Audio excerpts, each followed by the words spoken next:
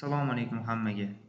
Bugun sizlar bilan kompyuterni yoqqaningizda ekraningizga bir nechta dasturlar avtomatik tarzda shu ko'rinishda ochilib ketishini qanday qilib o'chirib qo'yishni o'rganamiz.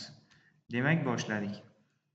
Demak, bu avtozagruzka deyiladi, ya'ni kompyuteringizni yoqqaningizda ekranda bir necha dasturlar avtomatik tarzda yuklanishni boshlaydi. Buni o'chirish uchun bizga kerak bo'ladi Windows va I tugmasini bosamiz.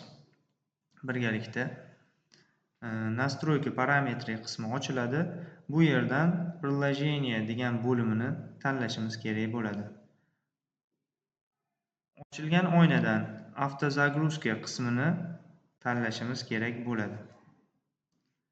Ko'rib turganingizdek, bu yerda kompyuteringizni yoqqan vaqtingizda avtomatik tarzda ochiladigan dasturlar ro'yxati turibdi.